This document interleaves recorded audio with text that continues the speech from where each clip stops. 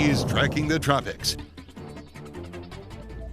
Good Saturday morning, everyone. Storm Team 8 meteorologist Amanda Hawley here with a look at the latest advisory from the National Hurricane Center. I'm joined by meteorologist Lee Spann, of course, Storm Team 8 meteorologist Amanda Hawley here as well.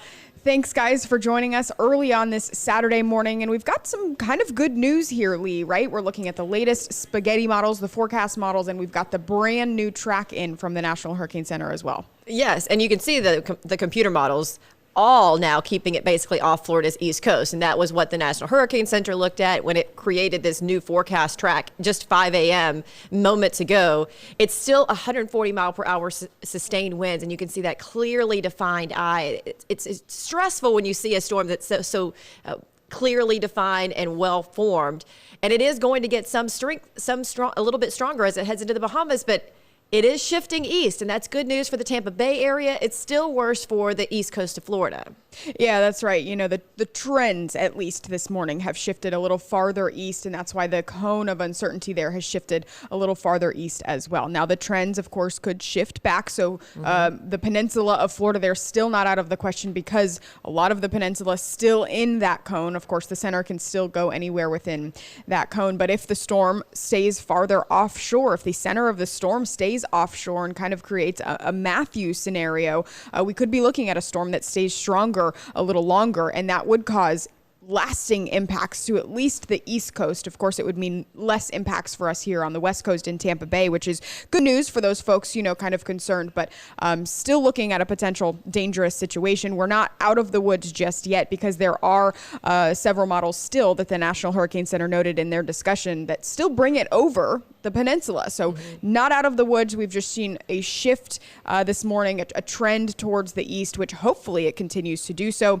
But that also poses threats to maybe the southeast coastline there, southeast Georgia, maybe South Carolina, North Carolina. So not everyone out of the woods just yet. We're just seeing kind of changes, which is what we expected, right, Lee? We did. And we know that, you know, especially with the steering currents, what we call breaking down or disappearing. So there was something that was really pushing Dorian west. Well, what's pushing it is weakening. And so then it just kind of gets buffeted around by, you know, the portions of the atmosphere, and that's when it starts to slow down. That brings the heavy rains to the same areas over and over. And if it does track right up Florida's east coast, keep in mind that the north side of the center, as it moves north, that's the onshore wind. So basically that would mean that along Florida's east coast, if it takes this track, everyone would end up getting a storm surge, because as it moves north, that north side where you get the winds off the Atlantic would push the water farther inland. So as the eye moves north, everywhere just north of that eye would then get some semblance of a storm surge. And that's one of the problems with it paralleling a coastline, is that a lot more people get into that storm surge threat. That's right. And we've seen this along the East Coast several times in the past couple of years. We did see it with Matthew. There was a big storm surge, especially up near Jacksonville, the river there. But all of those little inlets, the canals, the water just gets pushed up onto the coastline. And of course, we've had those higher than normal tides as well. So we could be talking about coastal erosion. Just because the center of the storm is offshore does not mean the East Coast will not feel the impacts from this storm. They still likely will. And again, we could still be talking about impacts for the southeastern coastline. But again, on satellite, still looking very impressive. Wow. We're seeing a lot more symmetric of a storm here.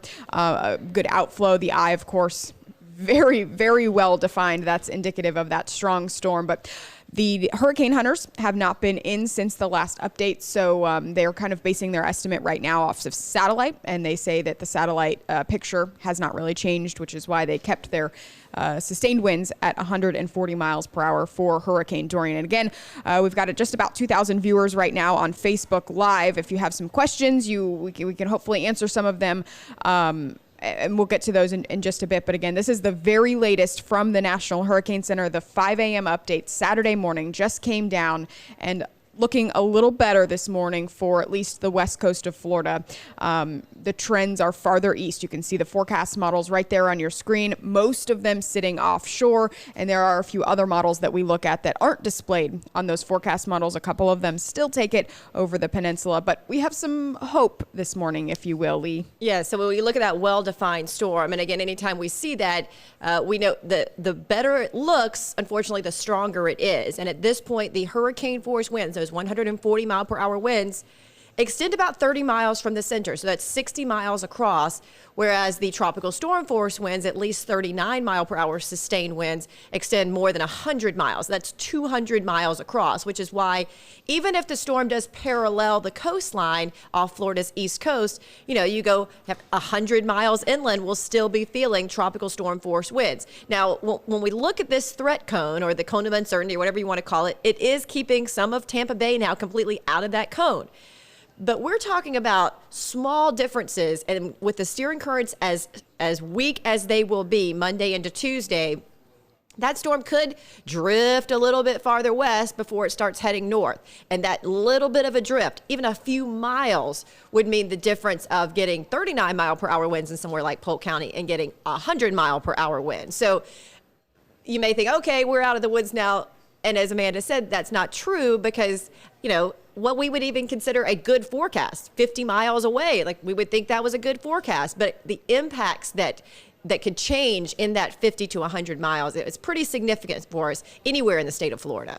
And let's get a little technical here, Lee. When we talk about the center of a strong hurricane like this nearing a coastline, there is a little bit of a frictional effect that sometimes tends to pull that center in just a little bit. Now, we did not really see that with Matthew. I think Matthew was just far enough offshore that the land didn't really kind of pull that center in. But if that's the case with this storm, if the center gets a little closer, we sometimes see that effect. Yes, and then then we're talking about multiple small landfalls all the way up Florida's coast, possibly up Georgia's coast, possibly up South Carolina's coast, and then even into North Carolina. I mean, if it just kind of bumps along the coastline, it never completely loses that pull off of the Atlantic, those warm waters, right. And then it also brings the eye wall, those strongest winds, onto land. So it's really sort of the worst case scenario, because it doesn't get to weaken because it doesn't come all the way onshore, but it's also not far enough offshore to keep the strong winds offshore. So we're hoping that it continues to trend east, and that would put fewer and fewer of the U.S. citizens in the threat cone in the strongest winds, because those are going to be on the north and east side. So the more people we can get on the west side of this storm, the better.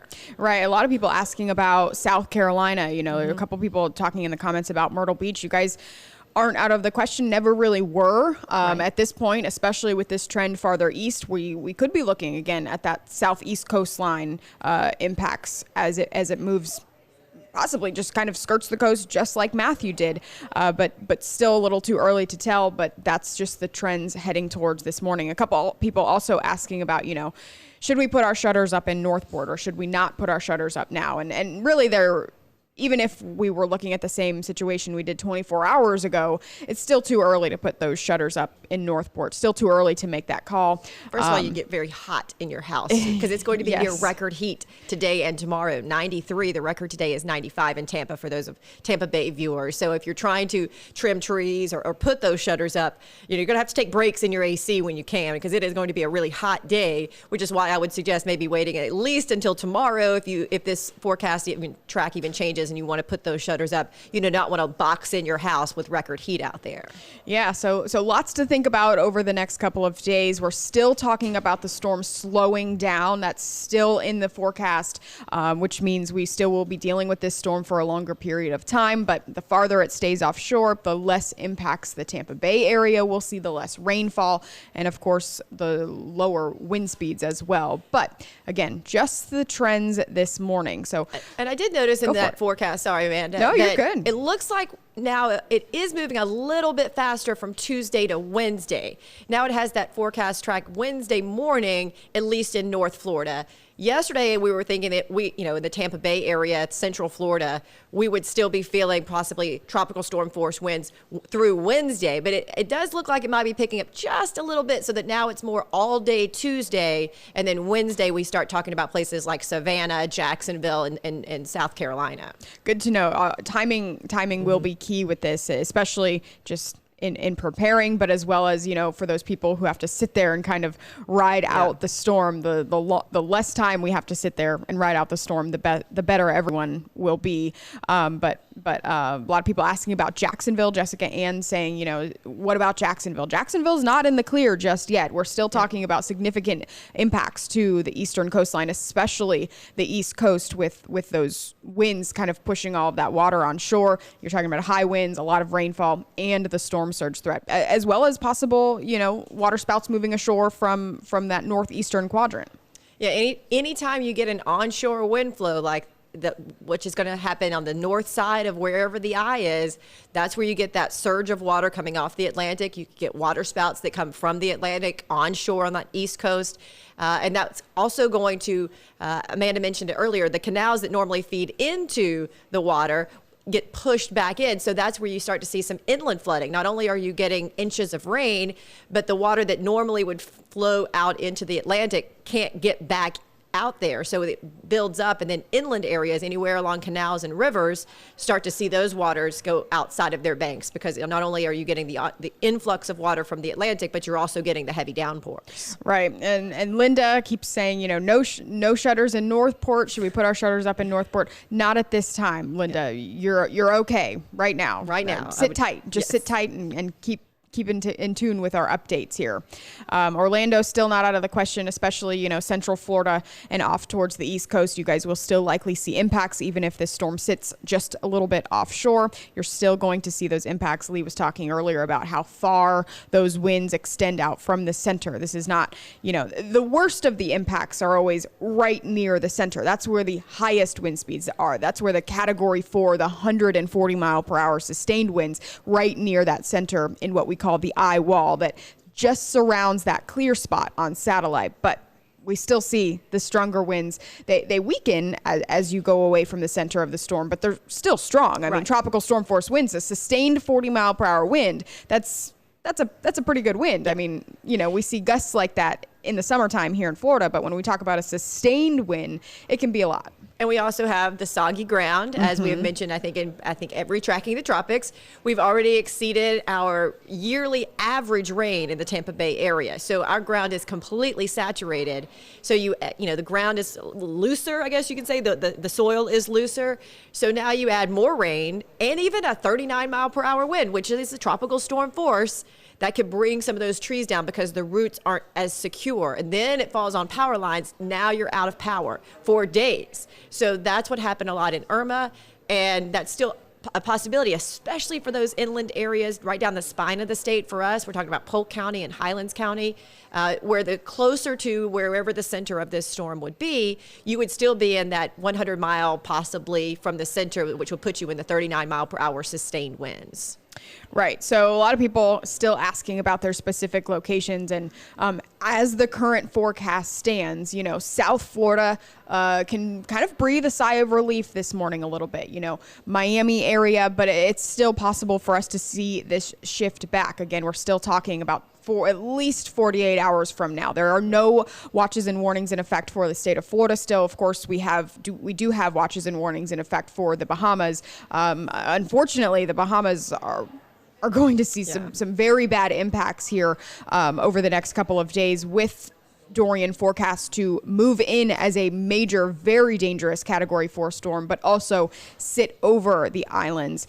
So not a good situation, unfortunately, for at least the northern Bahamas. But again, maybe southwest or southeast Florida near Miami, breathing a sigh of relief this morning. And we do look for trends. Right. And, as the models start to trend a certain way, that it puts some places that get out of the trend and up feeling a little bit better. And on the southern side of things, as I've mentioned, the northern side is the worst. So the southern side in this case would be the weaker side of Right. it. So anywhere from, with this forecast, south of West Palm, yeah, it's going to be gusty. I mean, there's a hurricane off your coastline, but you're not going to get the onshore winds. You're not going to see the strongest of the winds wherever you're south of that, wherever the eye comes on shore or near shore.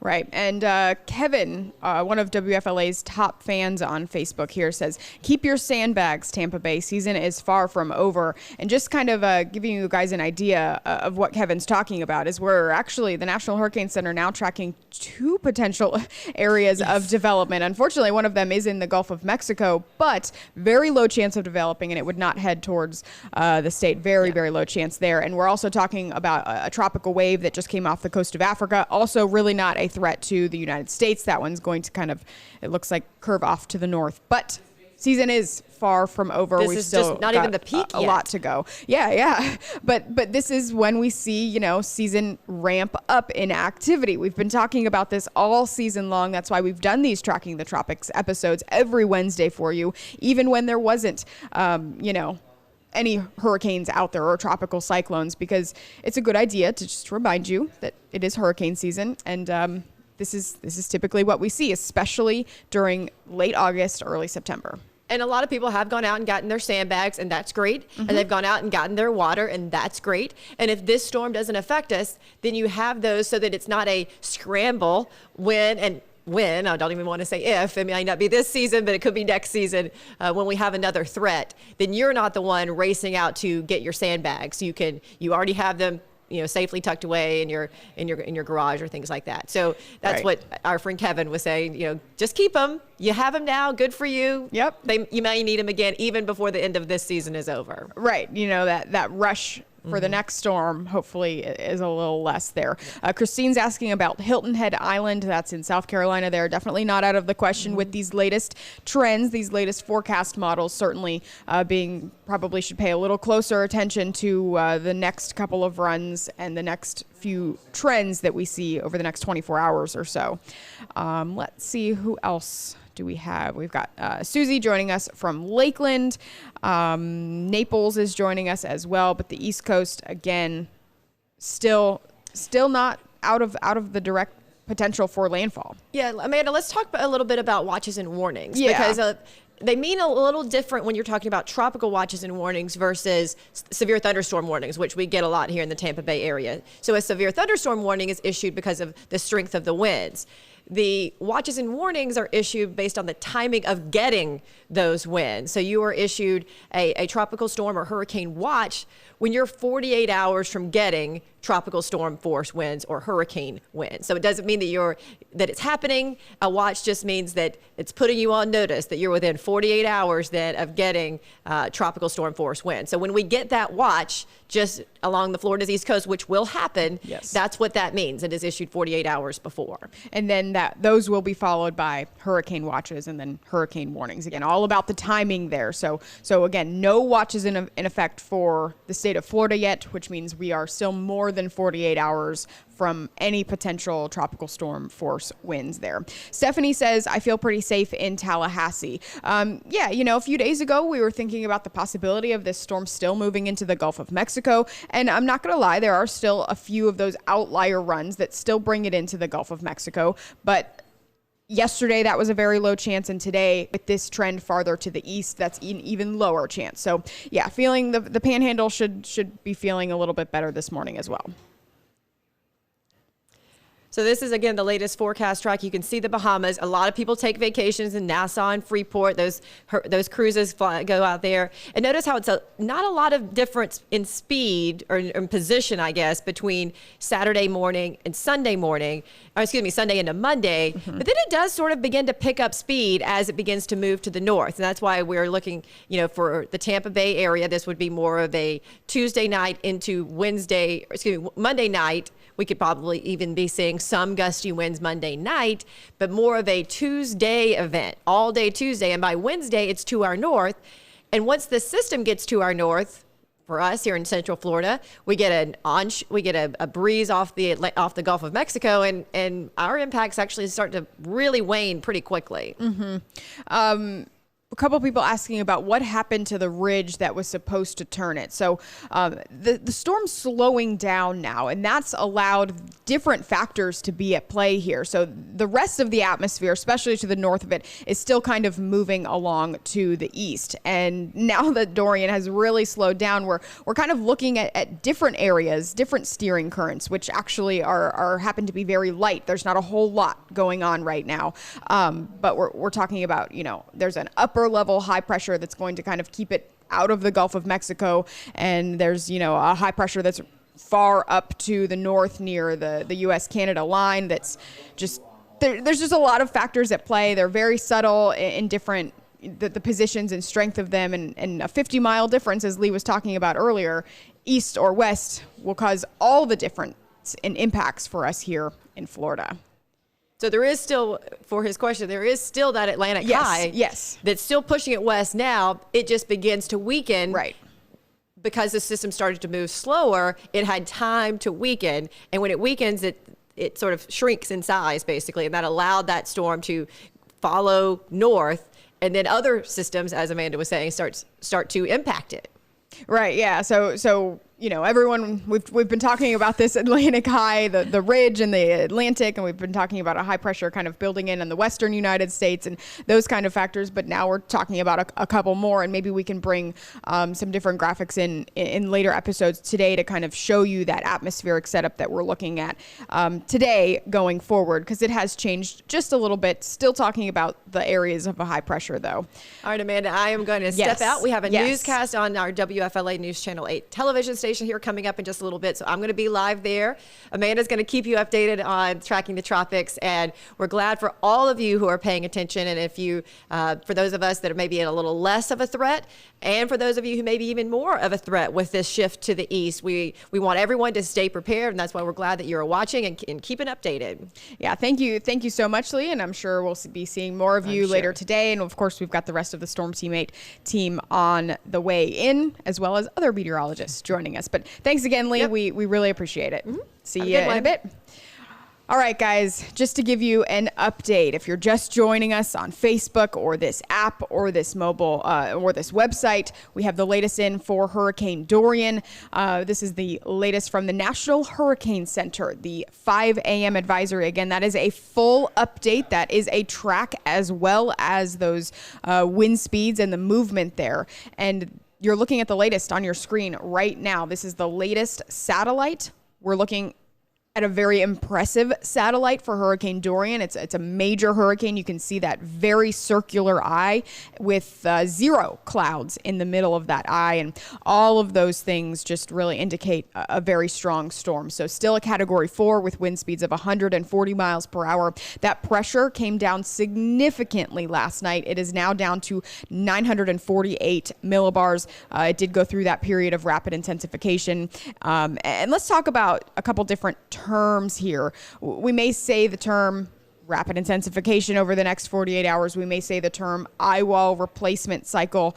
And those are things and processes that tropical cyclones go through, especially major hurricanes, well-structured hurricanes, and they cause a little change in the inside structure of the storm. So rapid intensification means that the storm obviously goes through a period of, it's pretty self-explanatory, rapid intensification. It did that yesterday. We went from a pressure of 972 millibars down to 950, and that was an extremely incredible drop in pressure, which means that the wind speeds gain strength. We're now at a Category 4, right? Now, an eye wall replacement cycle actually does a couple different things to the center of the storm, the structure of the storm. The ring around the middle, that eye wall, that the area where we see the strongest winds, that kind of starts to collapse in on itself when a new eye wall starts to form, and the storm sort of weakens a little bit at the beginning of that eye wall replacement cycle. But after it finishes that eye wall replacement cycle, the inner eye kind of collapses and the new eye starts to form. We could actually see the storm restructure and be stronger on the back end of that cycle. So a couple of things to just keep in mind and just kind of, I guess, just a vocabulary lesson for you here over the next 48 hours. But again, still checking out your questions here on Facebook Live. Yes, for all the people who are asking about school closures, we have not had an update with those just yet. As of right now, everything that stood yesterday is still in effect this morning. I don't know if they will decide to change that. Of course, Tampa, at least the southern edge of Pinellas County, we're talking about most of Sarasota County now not technically being in the cone of uncertainty. And of course, that western edge of Bradenton County, or Bradenton and Manatee County as well, not in the cone anymore. But this is just kind of the trend we've seen over the past 12 to 16 hours, which is a good trend. We like to see this trend. This is a good news trend for the state of Florida, but we're still talking about impacts to the East Coast. Lou says, I have families in North Carolina, certainly something to still pay attention to this storm. Glenda says, you're in DeLand, Florida, Volusia County there. Is Dorian still a Category 4? It is. It has not changed in intensity. With this 5 a.m. update, they've kept it sustained right where it is, 140 miles per hour sustained winds. The National Hurricane Center, the Hurricane Hunter planes have not been in the hurricane since last night, since the last advisory. So they've kind of been checking out satellite to estimate that wind speed there. And it hasn't really changed on the satellite picture. It still looks very strong, very healthy. And that's why we're keeping it at a major Category 4 hurricane right now. Paula kind of is asking about, how can we really trust these models? The track models have really, really improved just in the past 10 years. We've done a really good job. And, that cone is it extends 200 miles on either side of the center of the cone at the very last marker there. And a 400-mile wide error may not, it kind of seems like a lot, and it looks like a lot visually when you're comparing it to the state of Florida. Unfortunately, Florida is just sticks out like a sore thumb for the United States here. And if we were talking about a coastline, a flat coastline, say somewhere in the Carolinas or say somewhere directly in the Gulf of Mexico, we would have a little bit better of an idea of impacts. But since Florida is very unique, it's very small, a lot of tropical cyclones impact the entire state just because of the geography of Florida. But regardless, that was kind of a different rant there for you. But the forecast track models really have gotten much better in the past 10 years. We've done a much better job at sampling the atmosphere surrounding these tropical cyclones and putting that data into the models. And that error has come down a lot. So we can, narrow it down fairly well.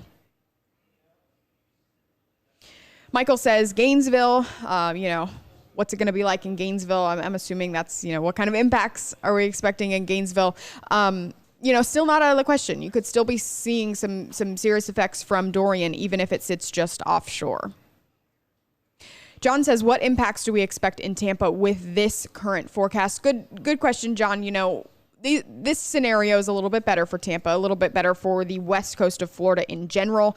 We're talking about less rain. The west side of the storm, which is the side Tampa would be on if it stays especially far off the coastline there.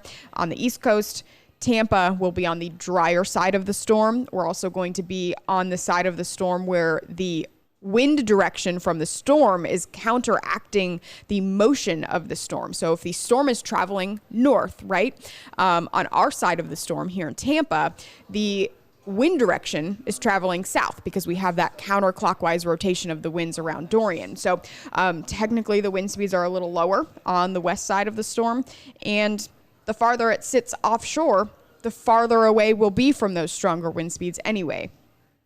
And of course, we weren't really expecting much storm surge here on the west coast with Dorian. So just less overall intense impacts. Not going to say we're not going to see any impacts here in Tampa still, but with this current forecast as it stands, models are trending farther east offshore this morning. Less intense impacts here in Tampa are expected. Daz says, Sebring, Florida, Avon Park, Lake Placid still going to get hit. Again, Florida's still not out of the question to see impacts. We're still going to see impacts from Dorian. Whether the storm sits 15 miles offshore, it rides up the coastline, or rides up maybe 95, or it still has the potential to move farther inland than that. We still have one of our more reliable models moving it onshore. The National Hurricane Center noting that in their discussion for the 5 a.m. update. So, while, this trend is a little better, it is just a trend that we've seen in the past 12 to 16 hours there. We could see the windshield wiper effect kind of move back. We're just kind of waiting and seeing. Of course, we always talk about those trends. That's what we have to look for. We can't, look at one model run, but the past few runs, we've seen this trend. Ashley says, what time is the next update? Thank you for updating us. You're welcome, Ashley. Our next update will be coming at 8 a.m. That will be an intermediate update, so no track update, but we will get a wind speed update and maybe a couple new spaghetti models in that we can kind of look at. You are welcome, John, for your answer to your question. Carol says, is the high coming from the west? What's turning it? And again, visually, I don't have any graphics here in this loop to kind of talk about atmospherically what we're experiencing and what kind of is steering Dorian at this point. There is an upper level high that's kind of situated on the west coast of Tampa, or the west coast of Florida there near Tampa, and kind of in the Gulf of Mexico as well. So that's kind of blocking it from moving any further to the west into the Gulf of Mexico. We've also got a high, more of a surface high in the western United States, and we've got a surface high, of course, over the western Atlantic, which is that Bermuda high that we talk about. There's a weakness in between those two surface highs, and that's kind of where Dorian's going to be pulled to, in between those two surface highs. But again, a couple other different factors at play now that we're talking about a little later in the week. Destiny says, so most likely make landfall in Georgia or South Carolina. Not necessarily yet, Destiny. It's a possibility, yes. And are the chances of that higher today than they were 24 hours ago? Yes, of course, with the current forecast track from the National Hurricane Center. It's a possibility, but not necessarily likely. I wouldn't use that wording at this point with that. Donna says, is Brandon going to be affected? You'll likely see, again, with this current forecast, as it moves east, as it trends a little farther east away from Tampa, we will see less impacts, not necessarily going to be no impacts, just less, which, is good news. Vicky says, pretty much the info that Amanda is giving us covers the Tampa Bay area and most specific towns close by. Correct, Vicky. Thank you for pointing that out to our commenters in the comment section there. When I say Tampa Bay, the Tampa Bay area, the west coast of Florida, that's going to include most of our viewing areas, the smaller cities that you guys are asking about. There's a lot of different specific cities everyone keeps asking about. So when I say Tampa, when I say west coast of Florida, I'm kind of including us all in that group, because at this point, it's still okay to do that. We're I would say north of Tampa, Pasco, Hillsborough, or Pasco, Hernando, and Citrus County, you guys would likely see some more impacts than our southern counties, Manatee, Sarasota, and our inland counties as well. Highlands, a little less impacts there, but still possible to see impacts. And of course, Polk is even closer to where that center of the storm would be, so you guys would see a little more impacts. But generally speaking, right now, it's still too far away to talk about those specific impacts. Yvette says, how about Kissimmee, Florida? And again, still have the potential to see some big impacts from this storm.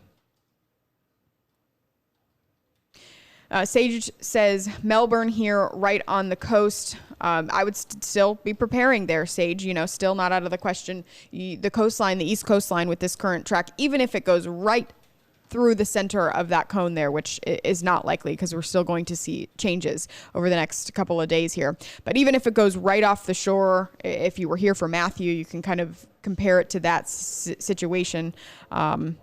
Matthew kind of just rode up the coast just offshore there and clipped South Carolina in a couple different places. But and that's possible for this storm to do that as well. But I mentioned earlier about kind of just technically speaking, when a tropical cyclone gets closer to land and it's kind of nearing that coastline, sometimes the coastline actually, with frictional effects, kind of pulls in the center of the storm. So something to keep in mind as well. Some of those wobbles that we see, especially with these larger, more intense hurricanes, we see sometimes wobbles, in the form of 10 to 15 miles, which maybe might be a lot when it's sitting over open ocean, but when it's only 15 miles off the coast, that could mean a lot in impacts along the coast. So we've got about 1,000, almost 1,200 viewers right now on Facebook. I'm going to hop off for now. It's about 5:34. Again, this is the latest from the National Hurricane Center. This was our 5 a.m. update, but we are going to get another update coming at 8 a.m., and I'll have another meteorologist joining me as well on that stream. And we're going to talk about the latest updates then and kind of digest some of the newer model runs that come in between now and then, and keep chatting about some impacts and keep chatting about your questions that you guys have. So I hope that you join me then. Until then, we're going to leave this loop up. So if you want to tune back in and check out what the current satellite looks like, we're going to leave that up for you. I know it's a major hurricane, but it's something that it looks very impressive on satellite. You don't see these large, very well-structured storms this often. I mean, we've seen them in the past several years, but they're just sometimes neat to look at and sometimes neat to see how they kind of move across the Atlantic there. Anyways, I am going to again sign off for now. You guys are welcome for the updates. I appreciate you guys for joining us. I know it's Saturday morning, so we'll probably have, a little fewer people up this early on a Saturday morning, but maybe a few more people coming, joining us online at 8 a.m. and we'll have some more questions being answered that people kind of think of. So for now, going to leave it with you guys on the full loop of this satellite, the track, and the forecast models. I will see you guys at 8.